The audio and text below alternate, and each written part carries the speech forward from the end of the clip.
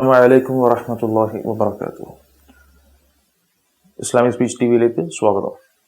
ഇന്നത്തെ ചർച്ചയിൽ നാം കൊണ്ടുവരുന്ന പ്രധാനപ്പെട്ട വിഷയം വിശുദ്ധ ഇസ്ലാമിലെ വ്രതാനുഷ്ഠാനമാണ്.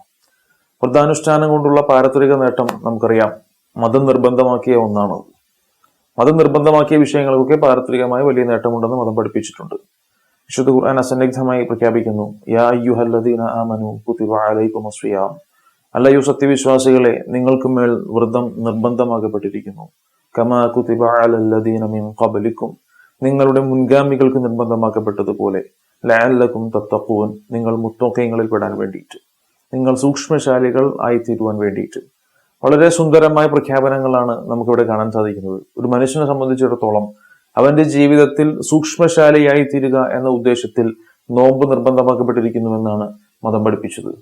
അങ്ങനെ പാരത്രികമായ ലോകത്ത് വലിയ നേട്ടം കിട്ടുക എന്ന ഉദ്ദേശത്തിൽ ഒരു മനുഷ്യനുമേൽ, മുസൽമാനായ ഒരു മനുഷ്യനുമേൽ നിർബന്ധമാക്കപ്പെട്ടിരിക്കുന്ന വ്രതത്തെ സംബന്ധിച്ച് നാം ചർച്ച ചെയ്യുമ്പോൾ ഈ വലിയ പാരത്രിക നേട്ടത്തോടൊപ്പം തന്നെ ഐഹികമായ ലോകത്തും നേട്ടം നൽകുന്ന ഒന്നാണ് ഈ വ്രതാനുഷ്ഠാനം എന്നും തെളിയിക്കാൻ പറ്റും.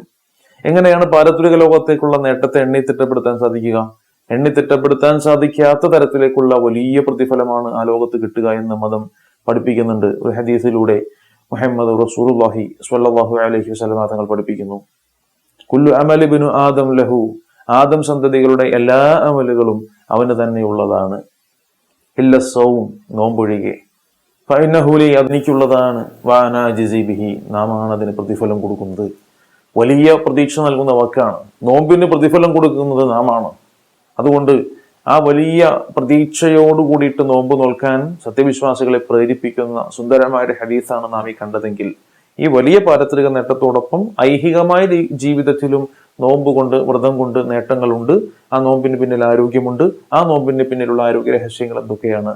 ഇൻഷാ അള്ളാഹ് വരുന്ന എപ്പിസോഡുകളിൽ നമുക്ക് ചർച്ച ചെയ്യാം. Watch and subscribe Islamic speech TV.